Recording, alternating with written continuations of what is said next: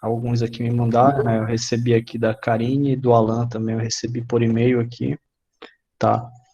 Então eu vou deixar, vocês podem entregar ainda, ter mais essa semana para entregar, quem não entregou, tá? Então já alguns alunos já me informaram que tiveram problemas, então de acesso ou alguma dificuldade, então a gente não vai fechar essa data para entregar isso hoje, tá? Então, seguindo o nosso planejamento, e como eu falei para vocês, a gente vai utilizar essas aulas dessa semana, né, para vocês estarem tirando dúvidas, né, para a gente poder fazer uma revisão, né, a respeito dos conceitos, tá? Então, para na semana que vem a gente estar fazendo a nossa avaliação da primeira bimestral de vocês, né, na primeira BI de vocês, tá? A gente vai estar fazendo na semana que vem. Aí, posteriormente, na aula, a gente vai combinar a data certinho, se a gente vai fazer na segunda, né, no horário da aula, ou na terça, tá? Então, a prova de vocês, ela vai, devido às circunstâncias, ela vai ter que seguir esse mesmo padrão aqui, né, de, de atividade que a gente está fazendo, né? Só que a diferença é que a gente vai ter que estipular um prazo para isso. Então, eu não vou poder deixar a prova para vocês fazerem a prova e entregarem tantos dias depois, né? Então, vocês vão fazer no horário da aula, né? Então, vocês vão ter 2 horas para resolver a prova de vocês, tá? Então, a prova vai ser naquele mesmo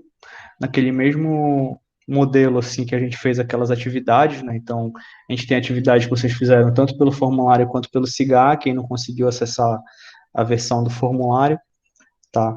E eu vou usar uma dessas plataformas, eu ainda não decidi se eu vou fazer pelo formulário, pelo SIGA, ou se eu faço de acordo com a tem uma outra plataforma que a gente também consegue fazer uma atividade online, né? Então, eu posso fazer por ela também, tem essa opção, né? Então, eu me esqueci o nome agora da plataforma, mas eu utilizei outro dia numa outra aula com o professor Vanderlei também, e também ela funciona assim, né? Então, eu disponibilizo a atividade e vocês vão executar ela com horário, né, fixo, tá? Todo mundo tem acesso a computador para fazer a prova? Ou tem alguém que é só no celular dos presentes? Eu sou só no celular. Porque pro pessoal do celular, como vai ter gente só no celular, fica difícil, eu diria até inviável a gente fazer pelo SIGA, até porque o SIGA no celular vocês não conseguem marcar direito as questões para enviar lá no formulário do SIGA, devido à incompatibilidade que ele tem com aparelhos móveis, né? Então, até hoje isso não foi resolvido ainda, né? Então, a gente não tem tanta segurança para passar essas atividades avaliativas via SIGA, né? Acho que eu vou utilizar talvez a outra plataforma lá, né, que diferente do formulário, né, que o formulário fica disponível lá, na outra plataforma eu consigo abrir só na hora a atividade, né, na hora da avaliação, tá? E ela vai ter também questões de múltipla escolha, de questões discursivas, né, dissertativas, enfim, então a gente vai poder fazer dessa maneira. Acredito que seja mais viável, tá? Mas até amanhã a gente decide isso com mais calma. Eu estou pensando aqui porque eu queria passar umas atividades para vocês envolvendo exercícios como a gente fez aqui na aula, né, com home azimuth também, que vocês vão precisar, né, e talvez se eu fizer só pelo CIGA não seja tão viável dessa forma, né, ou só por essa plataforma, não sei se ficará viável, né. Eu estou pensando aqui, ou então se eu preparo um material, eu posso preparar um material também na forma de um arquivo, né? Pode ser em PDF, por exemplo, ou em Word. Eu posso preparar e eu disponibilizo para a turma na hora da atividade, né? Aí vocês podem acessar aí, quem quiser resolver num papel à parte, né? Resolve, bota as respostas no papel à parte e reenvia dentro do prazo. Também pode ser uma solução até mais prática, né? Reenvia as suas respostas, né? Pode mandar uma foto ou alguma coisa anexada, né, no e-mail, né? E reenvia o material até o horário de terminar a prova. Talvez, acho que eu vou fazer assim, talvez seja mas não é mais prático para mim, porque torna o processo de correção mais dificultoso, mas eu acho que, no geral, para a turma, talvez seja a forma mais viável. O que que vocês acham? Eu acho mais viável, sim, professor. Pois é, então eu vou preparar essa atividade, né, essa provinha para vocês para a semana que vem, né? Aí ela vai ficar aqui, o arquivo no computador digital, aí na hora da aula na semana que vem, se a gente for fazer, se a gente decidir fazer a prova na terça, por exemplo, quando a gente começar, aí digamos, 2 horas da tarde, eu coloco esse material anexo ele lá no sala de aula para vocês, né? Eu anexo lá no sala de aula para vocês, e assim que der o horário, né, vocês vão ter até o horário da nossa aula, até 3h30, para enviar a resposta, né, os arquivos de resposta, seja de preferência via e-mail, que fica mais fácil, né, de eu organizar aqui do que vocês mandarem isso tudo no WhatsApp, vai ficar meio bagunçado. Então, seria uma opção, né? Vocês resolvem, dou o arquivo, vocês resolvem lá, leem o arquivo e resolvem num papel do lado, e depois vocês podem pegar, tirar fotos, né? Assim, fotos bem visíveis, tá, pessoal, das respostas tudinho, e encaminhar por e-mail para eu estar fazendo a correção de vocês. Beleza? Então, dito isso, né, o que que vocês têm aí de dúvida, alguma coisa que vocês gostariam que eu comentasse novamente, algum conceito anterior, a gente pode abrir aqui o material, vocês podem falar, eu procuro o material que a gente abre e vai discutindo a respeito. Mas aí eu preciso do pontapé inicial de vocês aí, né? Eu não vou reministrar todas as aulas em 2 dias, né? Então eu preciso que vocês digam o que que vocês estão sentindo mais dificuldade, o que que ficou com dúvida, para a gente poder dar esse direcionamento aqui para fazer essa revisão.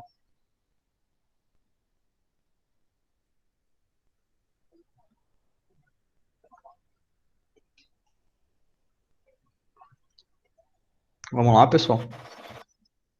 Na questão do datum, professor, eu fiquei com dúvida. Dúvida no quê? No conceito?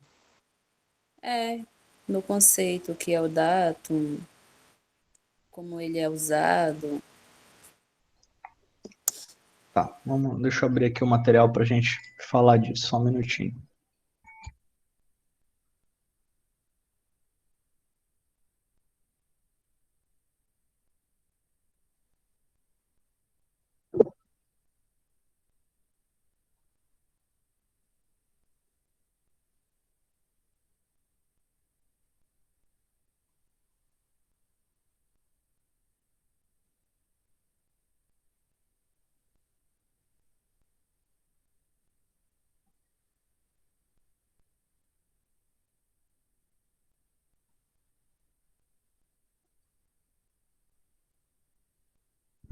Tá, eu tô vendo aqui, Paulo Vitor, em relação aos perfis, tá? Não te preocupa que essa parte de perfil, a gente ainda não vai cair agora na primeira avaliação mais, né? Esse foi o último assunto que a gente entrou, então a gente não vai cair nessa primeira avaliação. Essa parte do perfil vai ficar para a segunda BI de vocês, tá? A segunda bimestral. Tá, então, como eu acabei de introduzir, a gente ainda tem várias coisas para falar sobre perfis ainda, e a gente ainda nem falou da parte geológica do perfil, né? Então, a gente ainda vai, e só vai cair mesmo na avaliação na segunda de vocês, que provavelmente vai envolver muito mais prática do que teoria. Geralmente eu costumo fazer assim em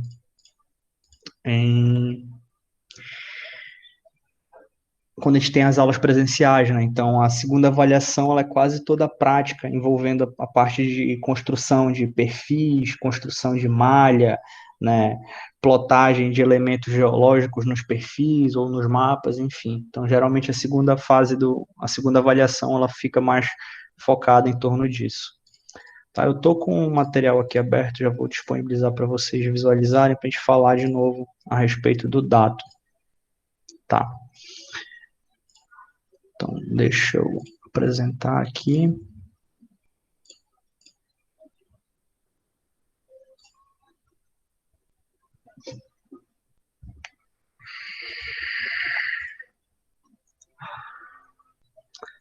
Tá, estão visualizando aí? Sim. Tá. Então, olha só. Datum, para efeitos de conceito, né? De conceito teórico, tá? O datum, ele é um marco que vai servir como referência, tá? Ele serve como referência para fazer o posicionamento de qualquer elemento na superfície terrestre, tá? Basicamente é isso, tá? Essa é a definição de datum, como tem aqui nesse slide que a gente falou anteriormente, tá? Então, se eu fizesse uma pergunta, por exemplo, na prova, e perguntasse o que era datum, vocês poderiam responder isso que eu disse para vocês agora, né? Não precisa nem ser um copia e cola do que está escrito aqui, como eu falei, é um marco de referência, né? Um marco determinado por meio geodésico, ou seja, isso aqui é calculado, tá? E ele vai servir como referência para fazer a localização dos elementos na superfície terrestre. Então, isso é o datum, tá? Só que aqui na aula eu expliquei para vocês entenderem de certa forma graficamente o que é um datum, tá? Então, né, para a gente entender o que é um datum, tá?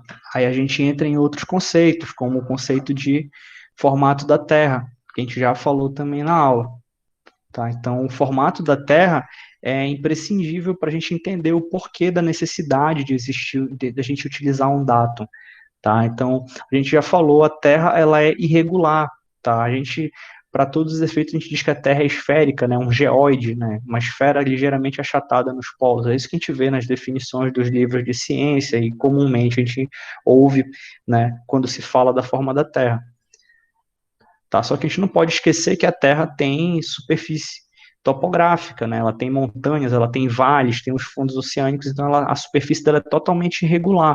Ela não tem, ela não é uniforme, tá? Como ela não é uniforme, é difícil a gente posicionar um elemento em cima de uma superfície, de uma superfície não uniforme com precisão. Então, é difícil fazer isso, muito difícil. Tá? Então, para isso, eu preciso ter uma superfície que eu possa usar como referência. Tá? Essa superfície de referência é o nosso datum. Tá? Então, é isso que a gente falou, que a gente viu nas aulas. O datum vai ser uma superfície de referência. Tá? E que superfície é essa? Normalmente é uma superfície elipsoidal, é um elipsoide, que é uma forma geométrica, né, um sólido geométrico regular, possível de ser calculado. Tá? Então, quando a gente tem como calcular as dimensões perfeitamente de um elipsoide com altíssima precisão. Então, por causa disso, a gente vai ter como posicionar um elemento na superfície terrestre. Então, a gente vem para aquela outra figura que a gente viu. Né? Então, aqui em marrom, a superfície real da Terra com todas as irregularidades. Né? Se a gente estivesse vendo apenas a superfície da Terra aqui, abstraiam por um momento essa linha cinza e a linha verde aqui. Né? Se eu tiver só a superfície terrestre aqui, fica difícil eu conseguir calcular perfeitamente todos os detalhes dessa superfície, a ponto de dividir ela em porções iguais, por assim dizer, né? Criar um sistema de coordenadas em cima de um modelo completamente irregular, para poder dizer, olha, tal ponto está lá na localização X. Né? Então, para isso, eu preciso de uma superfície regular, de um elemento que seja facilmente calculável. Né? Então, isso é que o elipsoide vai representar. Tá? Então, o datum nada mais é do que esse modelo matemático do elipsoide que se ajusta a determinados locais da Terra. Né? Então, como disse lá na definição, é um marco de referência, tá? Calculado através de meios geodésicos de alta precisão, que vai me permitir a localização de elementos na superfície. Melhorou a compreensão ou ainda está complicado? Melhorou. Tá? Então é simplesmente isso, tá? Eu já mostrei para vocês, deixa eu abrir aqui um.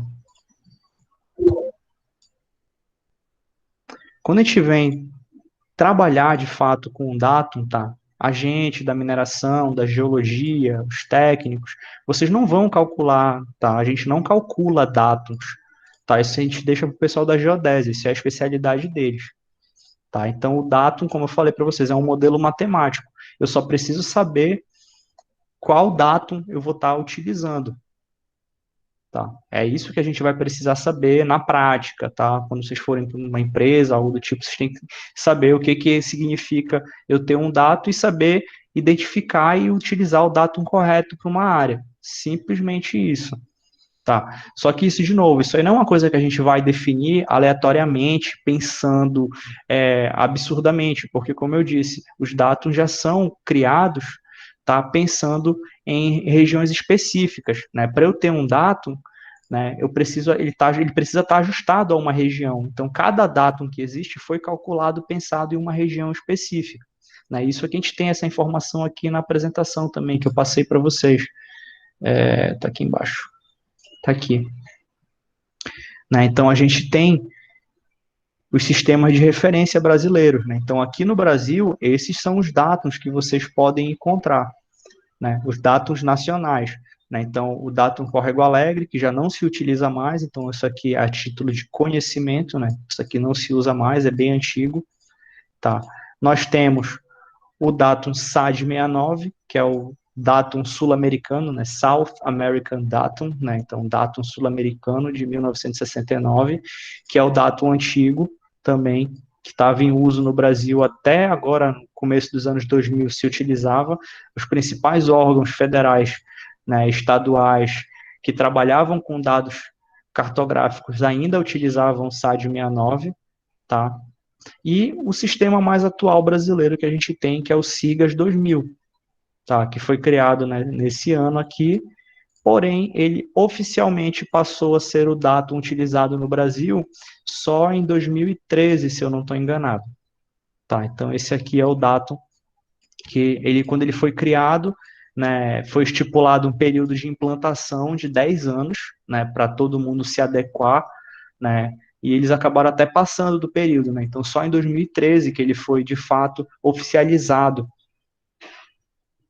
E quando eu digo oficializado é porque foi a partir de 2013 que vocês vão encontrar publicações onde esse datum aqui é o datum que está utilizado. Deixa eu dar um exemplo para vocês. Eu tenho aqui um mapa, deixa eu ver de quando é que é.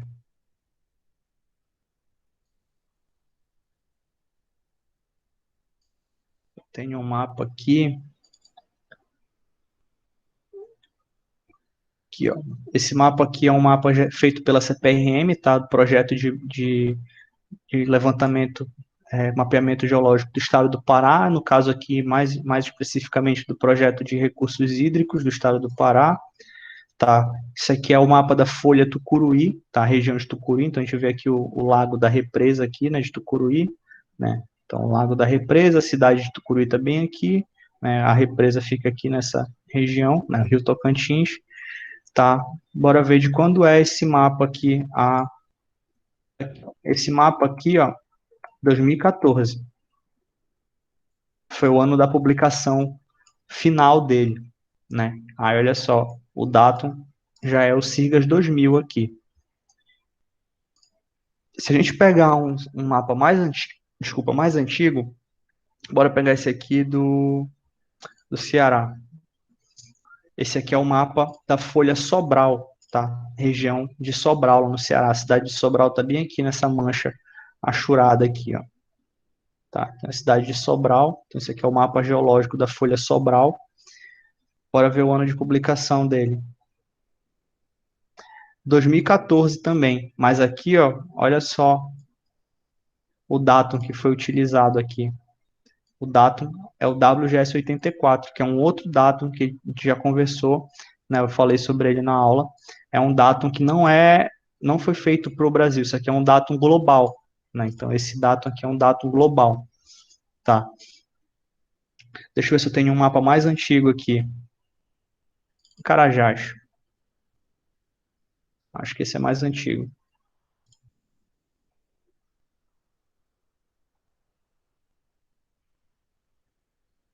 Também é de 2014. Eu só tenho um mapa de 2014. Hum,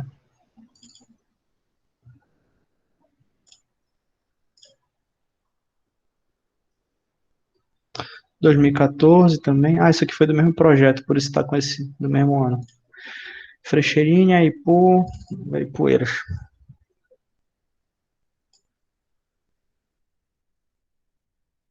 Esse aqui é um pouquinho mais antigo, 2013. Mas ainda assim era o datum WGS. A CPRM usou por muito tempo esse datum aqui, o WGS, tá? Porque como o datum nacional oficial na época ainda era o SAD 69, tá? O SAD 69 já estava muito defasado. Então, a partir dos anos 2000, tá? A CPRM, como ainda não tinha sido oficializado isso aqui a nível federal, a CPRM estava utilizando um datum WGS 84, que era um datum mais recente, né? Mais atualizado que o SAD 69, um pouco mais preciso também, tá? Porém, né, como vocês podem ver, isso foi mudando ao longo desse ano de 2013 e 2014. A gente ainda teve publicações. Em 2013 e 2014 a gente tem publicação com WGS, né? Mas quando a gente vem no mesmo ano, 2014, a gente já tem publicação aqui com SIRGAS, né? Então até mesmo a CPRM demorou um pouco mais ainda para oficializar e adotar o datum o datum mais recente nas suas publicações. Aí vocês vão, uma coisa que eu já falei, mas vocês podem perguntar, o que que isso interfere? Tá? O que que interfere eu utilizar o datum A ou o datum B? Qual a diferença? Tá? Então isso aqui eu expliquei para vocês também na aula, né? O datum, ele é um modelo matemático, como eu falei para vocês, é um modelo lá criado a partir do modelo de um elipsoide, né? Então é um modelo numérico, calculado, tá? Esse elipsoide em questão, tá? Ele pode ter características que vão diferir um do outro, tá? Então, por exemplo, o SAD 69, por exemplo, aqui, digamos, tá? Não, isso aqui não é de fato dessa forma, mas só um exemplo a título de entendimento. Digamos que o elipsoide aqui, o SAD 69, o elipsoide 1, tá? Ele é um elipsoide que foi desenhado dessa forma aqui, assim, tá? Deitado.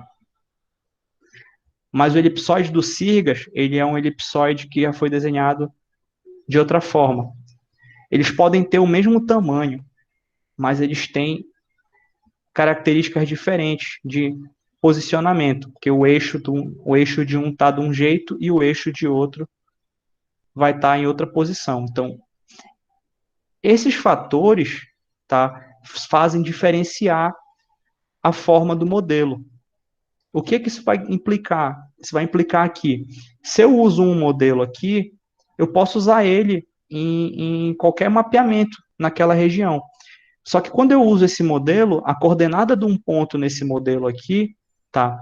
Ela vai ser um par de coordenadas x, y qualquer, que vão ser completamente diferentes do par de coordenadas x, y para o mesmo ponto num outro modelo. Deu para compreender? Deu. Tá? Então, a gente não tem que se preocupar tanto com isso. Eu posso fazer um mapa em SAD 69, se eu quiser. O meu mapa vai estar errado? Não, não vai estar errado o meu mapa, contanto que eu informe isso no mapa, tá? O leitor tem que saber, tá? Qual o dado. Então, vocês sempre vão encontrar essa informação no mapa. Então, se o mapa foi feito em WGS, então o leitor ele vai ver, ó, é WGS. Por quê? Porque o leitor não vai, se de repente o leitor tem um trabalho nessa região aqui, entendeu? Aí o leitor do mapa vai querer comparar as informações dele com as informações desse mapa. Só que o leitor tem os pontos aqui em SAD 69, por exemplo. Aí ele vai tentar plotar o ponto dele aqui no mapa. O ponto dele vai sair num local diferente do que deveria sair aqui no WGS, porque ele está com as coordenadas retiradas a partir de um outro dado. Então, antes dele poder usar o mapa, ele teria que readequar essas informações. Tá? Ele teria que converter um dado no outro para ele poder obter as informações com uma precisão correta. Tá? Deu para compreender? Deu, professor. Tá.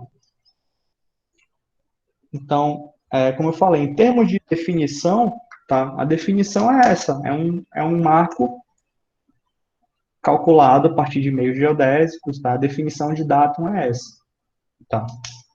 Agora, o entendimento de como ele funciona ou por que funciona, isso vai depender muito de onde vocês estão trabalhando, qual a área vocês vão estar trabalhando, né? E como eu falei, hoje em dia, os órgãos públicos todos já estão utilizando aqui, oficialmente, o SIGAS 2000. O que isso quer dizer?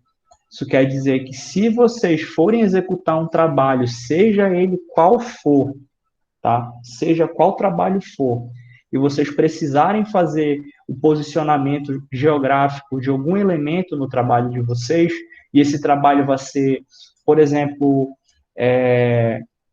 uma licença ambiental ou uma licença de pesquisa mineral, tá? Quando a empresa vai solicitar uma área, ela precisa definir aquela área no mapa. Então, ela vai desenhar um polígono da área, tá? E ela vai ter que dizer quais são as coordenadas, tá? Dos vértices daquela área para ir no órgão solicitar a licença, para ir lá na ANM, né, Agência Nacional de Mineração, solicitar a licença de pesquisa daquela área. Tá? A ANM hoje só aceita solicitações que estejam com as coordenadas no SIRGAS. Então, é só saber utilizar o SIRGAS, pronto. Então, como é que eu vou fazer isso? Quando eu for tirar um ponto no GPS, eu tenho que saber se o GPS está configurado no SIRGAS, no WGS ou no SAD69. Os GPS mais antigos não tinham o SIRGAS. Eles tinham até o WGS84. Então, a gente utilizava o GPS com o datum WGS84 no campo, tá? Extraía aqueles pontos todinhos, criava os arquivos digitais na forma de WGS e depois, com o programa, a gente fazia a conversão daquilo para SIRGAS, para poder apresentar o trabalho.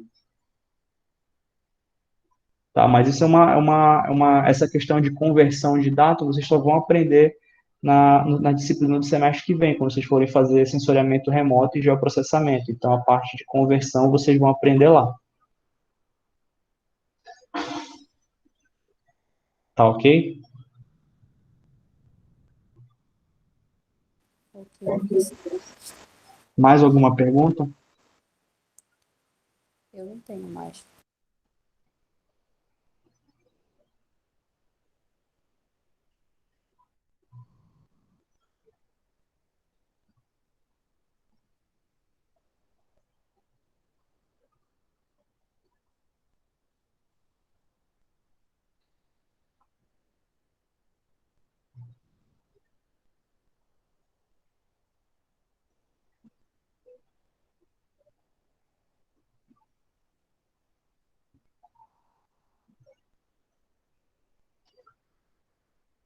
Mais alguém aí, pessoal, com alguma dúvida?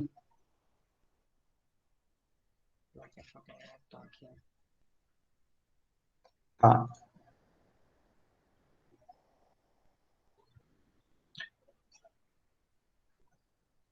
Tá, Karine. Olha, essa escala horizontal, tá? É a escala que a gente viu aqui na aula. Essa escala aqui. Cadê a apresentação?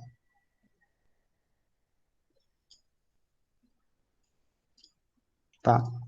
Escala horizontal é essa escala que a gente viu na nossa aula, tá? É a distância medida, como se a gente fosse medir a distância sobre o terreno, tá? Então, quando vocês fizeram aqueles perfis lá, a escala que vocês estavam, que eu falei para vocês chamarem de escala horizontal, é a mesma escala do mapa, tá? A escala do mapa, vamos lá na figura, vamos aqui no nosso mapa. Ó, a gente tem aqui, ó, esse nosso mapa aqui, ó, dessa folha Tucuruí que eu mostrei para vocês aqui, é um mapa que está na escala de 1 para 250 mil. Então, essa é a escala horizontal do meu mapa, O que isso quer dizer? Que a cada centímetro no mapa, eu tenho 250 mil centímetros no terreno. Isso no perfil de vocês vai exemplificar só o comprimento daquele perfil que vocês fizeram. Então, deixa eu pegar aqui o exercício para a gente dar uma olhada aqui.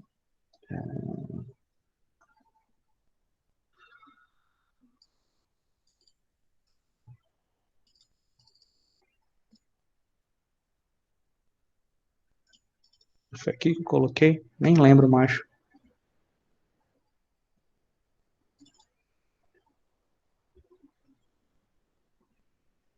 Esse aqui. Tá? Então, aqui, ó, ele deu um espaço aqui no perfil, né? E já colocou uma escalazinha aqui, um gráficozinho, dizendo o seguinte, que esse espaço aqui de 1 centímetro no desenho corresponde a 75 metros. Tá? Então, esse espacinho aqui corresponde a 75 metros. Então, 1 centímetro corresponde a 75 metros. Né? Então, é a mesma coisa do que a gente acabou de ver nesse outro mapa aqui. A gente só tem que raciocinar um pouquinho. Cadê? Aqui, ó. Esse aqui, 1 centímetro corresponde a 250 mil centímetros. Bora usar esse raciocínio. Né? Então, lá no mapa que eu mostrei da CPRM da Folha Tucuruí, 1 centímetro, né, ele vai corresponder... Por que está ficando marcado isso aqui? 1 centímetro vai corresponder a 250 mil centímetros no terreno. Né? Essa aqui é a escala de 1 para 250 mil. Né? Lembrem-se, a escala ela é adimensional, então é uma unidade de medida no mapa correspondem a tantas unidades de medida no terreno. Então, qual é o raciocínio? Lá, a gente, naquele exercício, a gente tem em metros, né? 1 centímetro igual a 75 metros, só para a gente guardar essa informação. Então, aqui, né, eu posso tentar converter isso aqui para metros, só para entender. Né? Então, essa escala aqui, isso é a minha escala horizontal, né? A escala do mapa. Isso é a minha escala horizontal. Eu entendo ela dessa forma. Isso aqui é como eu leio a escala. Mas eu posso ler ela de outras formas também, que vão significar a mesma coisa.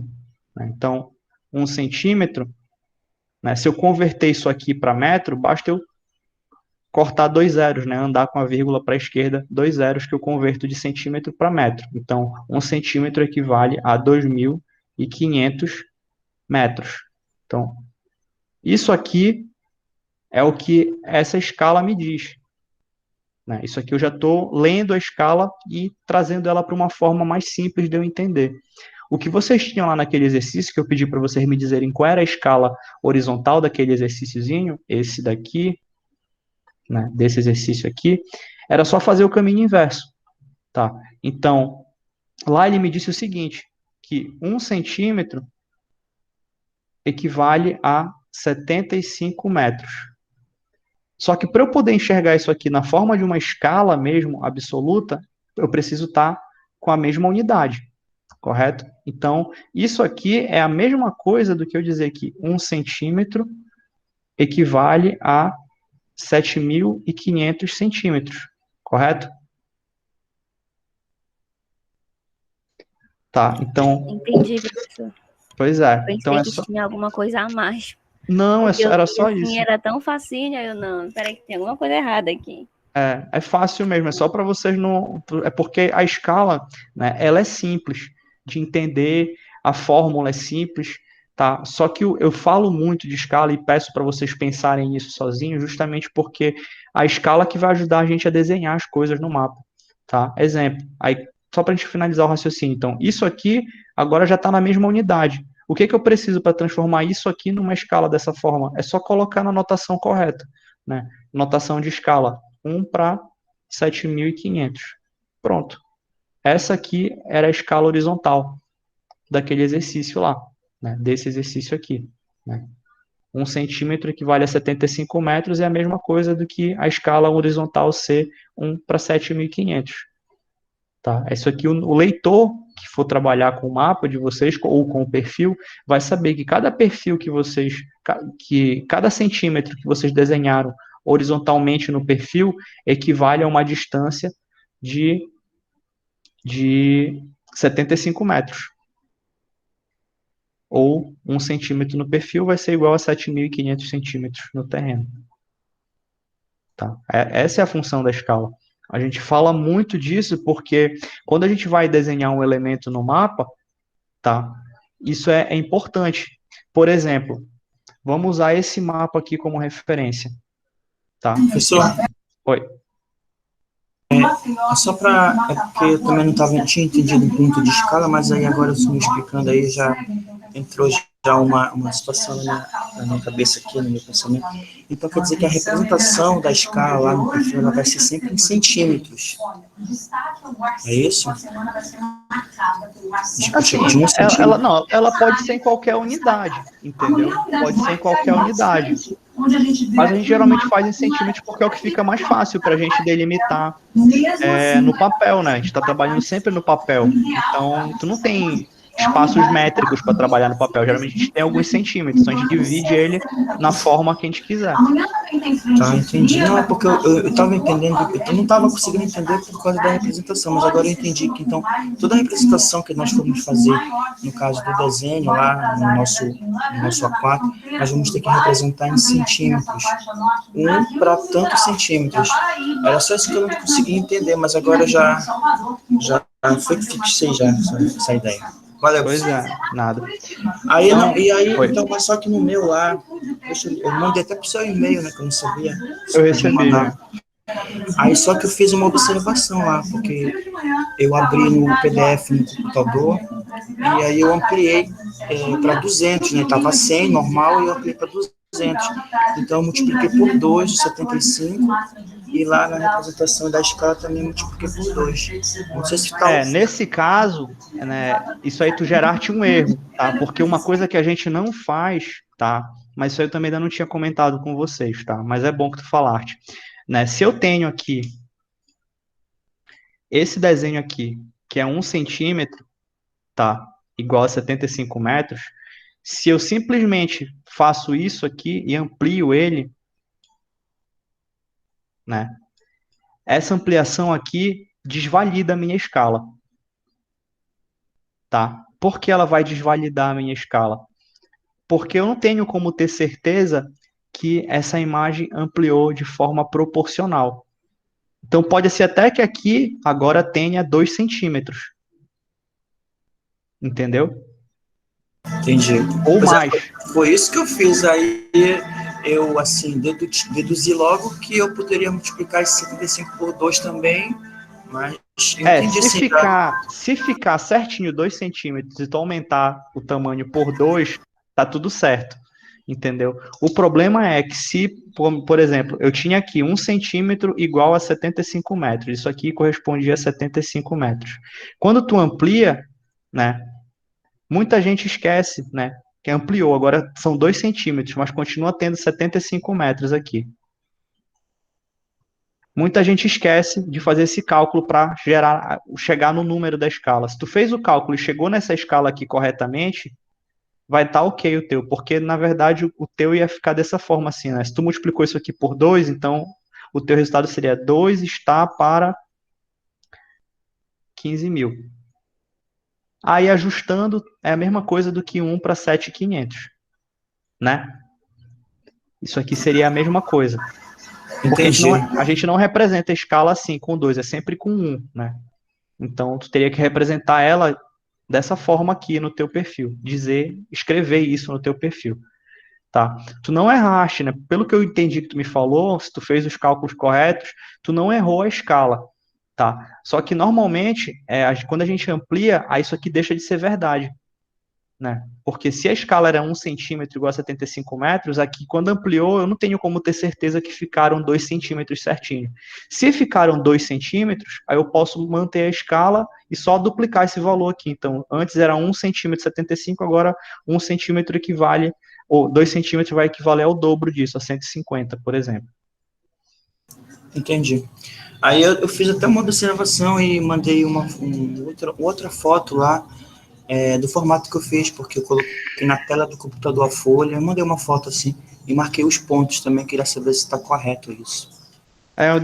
Eu recebi, mas eu ainda não analisei os perfis de vocês. Eu vou analisar com calma depois. Tá, aí eu te dou uma resposta, até pelo e-mail, respondo lá no e-mail mesmo, com o se eu achar alguma coisa errada ou que tu possa corrigir, eu te respondo por lá. Beleza? Tá, mas eu entendi sim. Valeu, professor. Tá. Então, voltando aqui para o nosso exemplo. Tá. Como eu falei, se a gente usar esse mapa aqui como exemplo, da folha Tucuruí, né, onde a escala é 1 para 250 mil, ou seja, 1 centímetro equivale a 250 mil centímetros. 1 centímetro no mapa corresponde a 250 mil centímetros na realidade, né, no terreno, no espaço real. Tá? Então, por que eu preciso saber usar a escala? Porque, digamos, com essa escala aqui, vamos voltar aqui para a nossa folha em branco para a gente riscar de novo. Deixa eu quebrar a página aqui. Tá? Então, voltando para cá, nessa escala, né, 1 para 250 mil. Né? Por que eu tenho que saber isso? Porque toda vez que vocês forem desenhar, colocar alguma coisa no mapa, vocês têm que ter noção da escala que vocês vão estar utilizando no mapa. Porque dependendo da escala, aquele elemento vai ou não aparecer, pode ou não aparecer no mapa, visualmente falando. Tá? Porque, olha, 1 centímetro são 250 mil centímetros, ou seja, 1 centímetro no mapa vai dar 2.500 metros, correto? Né? Então, 2.500 metros no terreno, 2,5 km. Se 1 centímetro são 2,5 km, 1 milímetro vai dar quanto?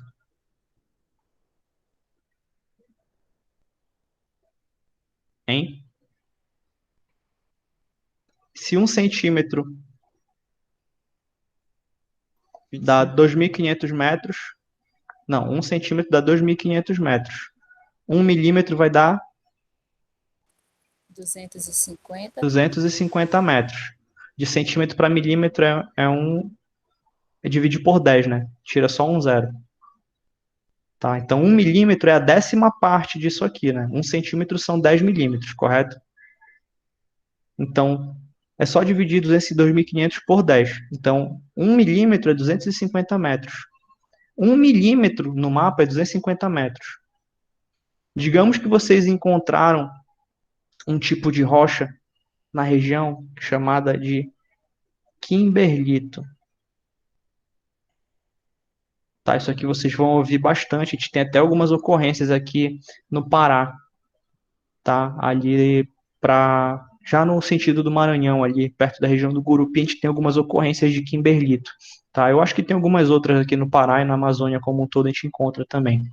O Kimberlito, ele é uma rocha importantíssima do ponto de vista econômico, mineral. Por quê? Kimberlitos geralmente são associados a diamantes, tá? Ocorrências de diamantes, tá? Por que o kimberlito é associado à ocorrência de diamante? Quando a gente tem um magma que vem lá de regiões muito profundas, né? Ele vem subindo abrindo espaço no manto, na crosta, né? Então ele vai abrir um duto, né? Esse magma abre um duto. Né? Então, até uma hora que ele chega aqui, ele extravasa ou alguma coisa do tipo. Isso aqui ocorreu lá milhões de anos atrás. Né? Isso aqui já foi erodido, essa parte onde ele extravasou. Hoje, aí, normalmente, o que a gente encontra aqui? A gente encontra só essa região aqui. Isso aqui é o que a gente pode chamar de neck, tá? Ou duto. Seria o duto onde o magma... E o magma que ficou aqui dentro, ele se solidificou. Tá? Então, eu tenho aqui como se fosse um grande charutão aqui, solidificado de rocha, com formato assim, geralmente cilíndrico, tá? Aproximadamente cilíndrico na região. Só que esses dutos aqui, tá? Esses caminhos por onde esse magma passou, eles não são muito grandes, tá? Às vezes eles têm aqui 100 metros de diâmetro, tá? 100 metros de diâmetro. E por que eles são importantes? Porque quando esse magma vem lá de altas profundidades, lá do manto inferior, por exemplo, e vem subindo, ele vem arrastando junto com ele uma série de minerais que está no caminho, que vão caindo aqui no meio desse fluxo e vão sendo levados. E quando esse fluxo solidifica aqui na crosta, esses minerais ficam aprisionados aqui, dentro dessa rocha. Tá? E como ele vem de regiões muito profundas, tá? Dentro da, da Terra, então ele traz minerais que são formados em regiões que têm muita pressão, pressão super elevada, e de temperaturas também super elevadas. Então, um dos minerais que se forma só sob condições elevadas de temperatura e pressão é o diamante, que é um mineralzinho aí que todo mundo gosta, né? É um mineral caro, né? Do ponto de vista gemológico, é muito apreciado, né? Para fazer joias, etc. Mas para a indústria, o diamante também é muito utilizado, né? Então, o diamante que a gente não consegue transformar em joia, né, que são diamantes que não servem para lapidação, eles são utilizados em outras indústrias. Por exemplo, indústria de abrasivos, tá? Então, um exemplo para vocês.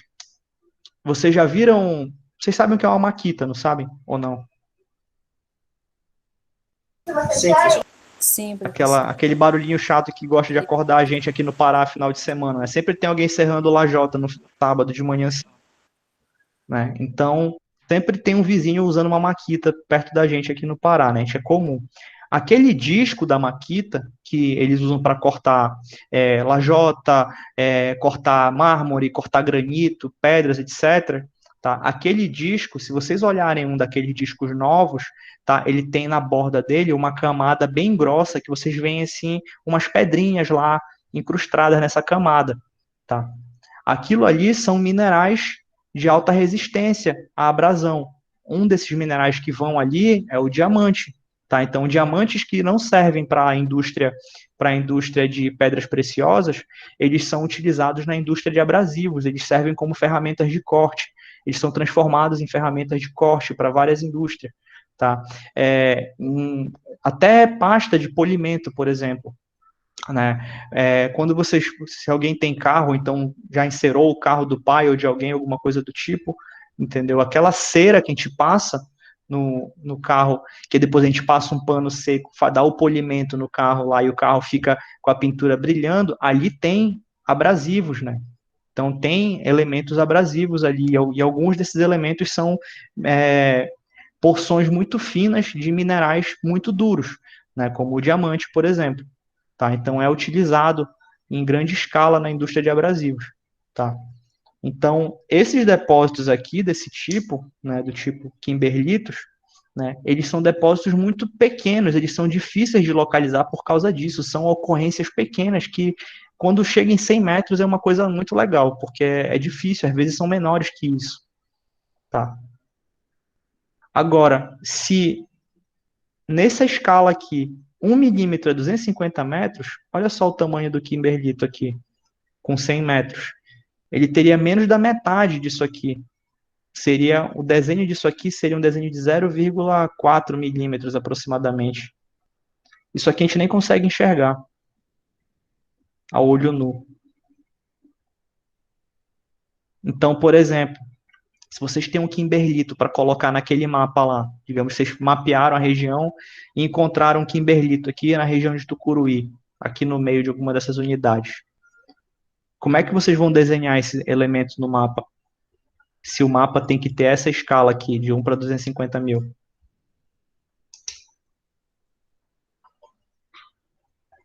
Como vocês acham que vocês desenhariam?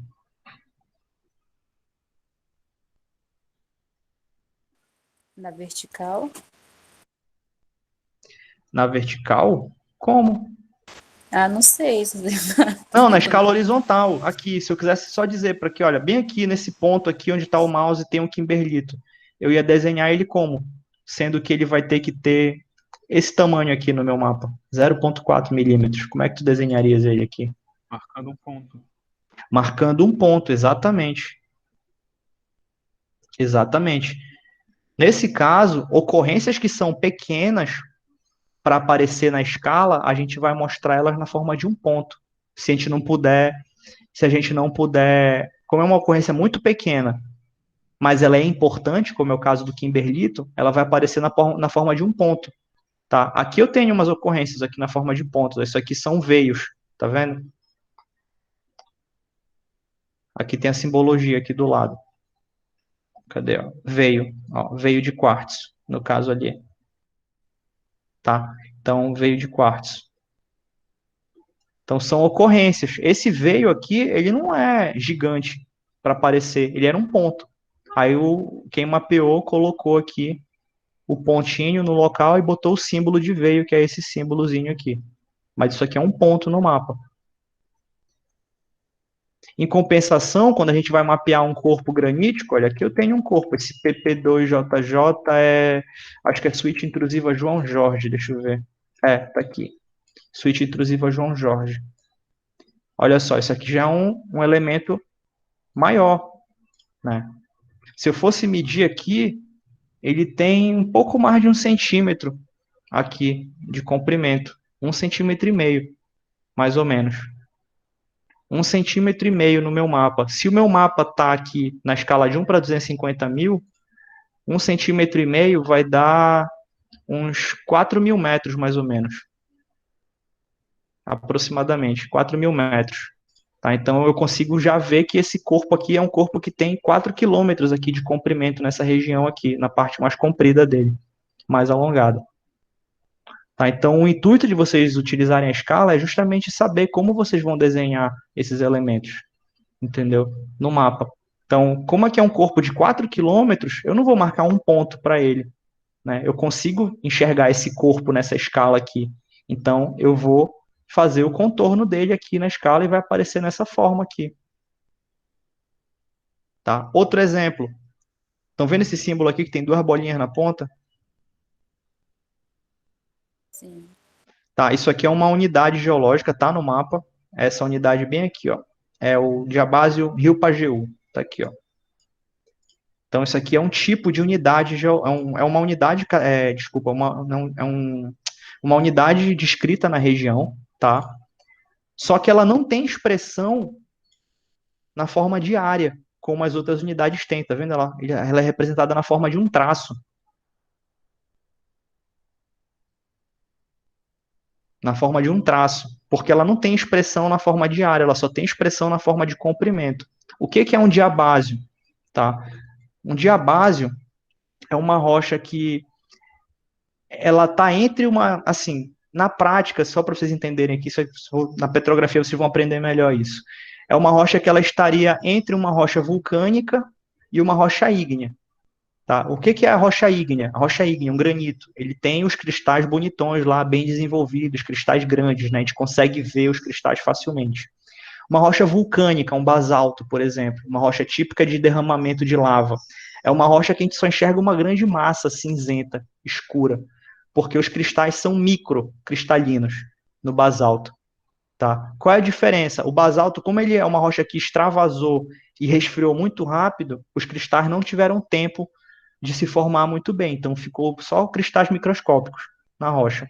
O granito, por outro lado, é uma rocha que ficou um tempão ali armazenada num local na crosta, e naquele local ali ele conseguiu esfriar bem devagarinho e ele conseguiu desenvolver bem os cristais. Então tenho cristais grandes. O diabásio, ele vai estar no meio termo. Por quê? Locais onde tem derramamento, tá, o basalto, desculpa, a rocha vulcânica, ela não cai, ela não chove na região, né? Ela não cai do céu, né? Então, deixa eu tentar fazer aqui um pequeno bloco aqui para vocês entenderem, né? Para eu ter um derramamento de lava aqui na superfície, né? botar um Vzinho aqui que é de vulcânica, tá? Então, para eu ter uma lava, né, uma rocha vulcânica na superfície, ela teve que chegar em algum lugar por aqui, correto? Então, ela chegou aqui através de onde? De caminhos, né? Dutos, similares a esse aqui. Dutos que foram por onde ela passou e até ela chegar na superfície e ter um derramamento. O que fica nesses dutos, eles não ficam vazios, eles cristalizam. Eu acabei de explicar isso aqui para vocês, né? Acabei de explicar. A diferença desse duto aqui, que é um duto cilíndrico, por um duto de um diabásio, é que o diabásio, ele acontece dessa forma aqui, ó, através de grandes faixas, né? Então, é um duto que ele tem representatividade na superfície, aqui também, né? Então, isso aqui é a mesma rocha. É como se fosse uma faixa, uma lâmina de rocha que fica ali naquele local. Aí ela resfria mais rápido que um granito, mas ela resfria mais lentamente do que a parte que extravasou na superfície. Então, qual é o resultado? A vulcânica normal, ela é microcristalina, com cristais microscópicos que a gente não enxerga a olho nu. A rocha ígnea, ela é holocristalina, porque a gente enxerga os cristais bonitões lá, bem formados.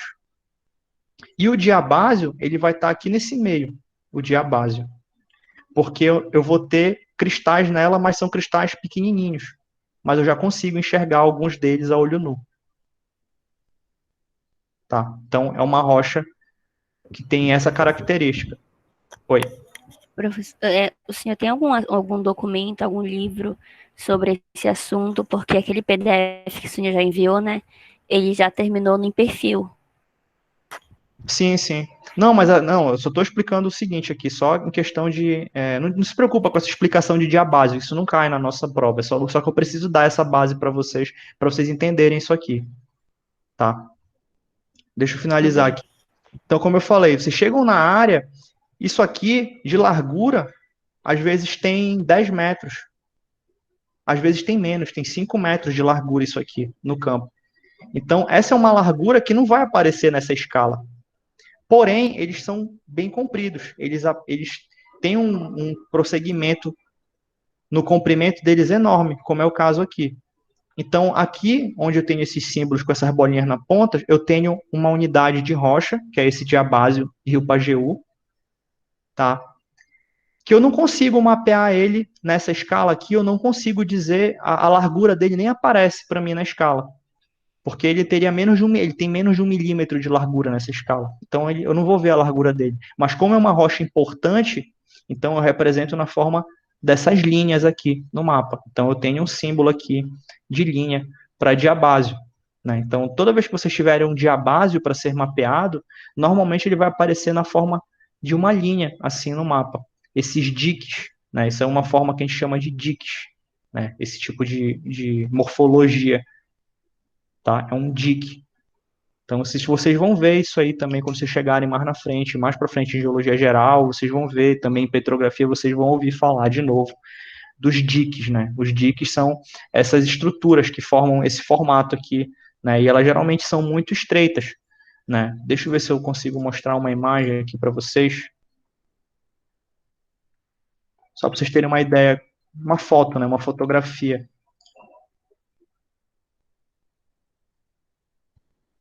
Tá aqui, ó. Essa aqui é bem bacana de ver. Olha só. No campo, é isso aqui que a gente enxerga. Isso aqui é rocha vulcânica, né? Então, formam essas linhas no campo. Então, vocês veem, é estreito. Isso aqui é estreito. Essa aqui não deve ter nem 1 metro de largura. Tá? Mas elas têm um comprimento que a gente consegue enxergar. São enormes, né? Então, ó, aqui tem outro exemplo. Um dique. Né? Tá aqui um outro exemplo, aqui é como elas se formam. Essa imagem está ruim.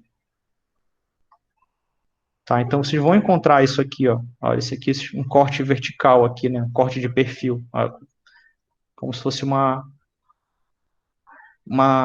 com perdão da analogia, porque se a professora Kézia me escuta falar isso, mas é como se fosse uma camada em pé, né, aqui. Não que isso seja uma camada, tá, pessoal? Isso aqui é uma estrutura que a gente chama de dique, né? Então, vocês vão encontrar isso. Então, quando isso é mapeado, a gente vai mapear eles sempre longitudinalmente, né, no sentido do onde eles estão no terreno. Aqui mais um, ó.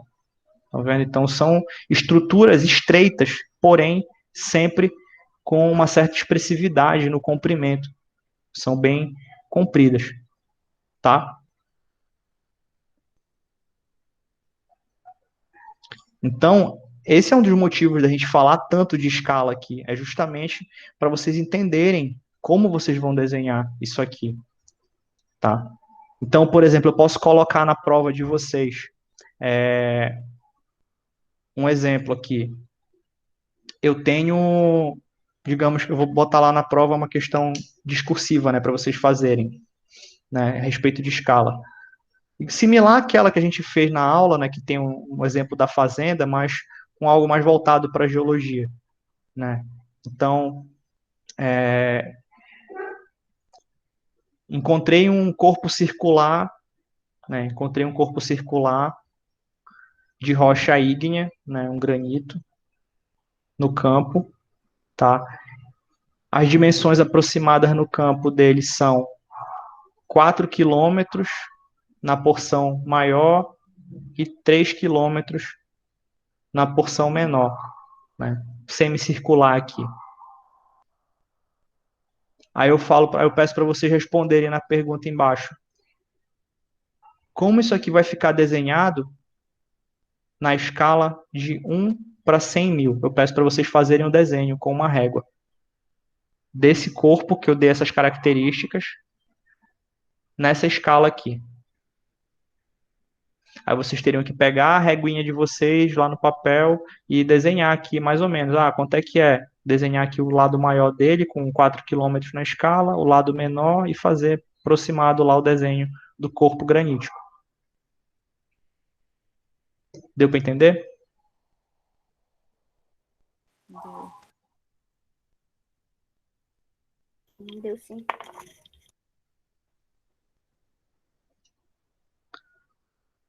Tá? Mais alguma pergunta, pessoal? Eu não tenho nenhuma. Nem eu. Não? Mais alguma dúvida? Alguma sugestão? Amanhã a gente vai continuar fazendo isso. Se vocês tiverem alguma dúvida, tá, pessoal? Vocês perguntem, tá?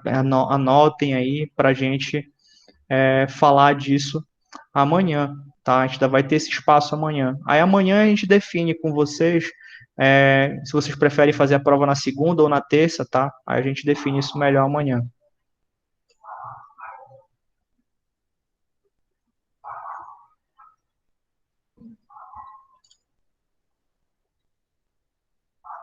Tá bom? Tá bom, professor. Tá ok, professor. Tá? Então, por hoje, tá? Então a gente pode ir ficando por aqui, beleza? E professor, analisa meu perfil também. Aí eu sempre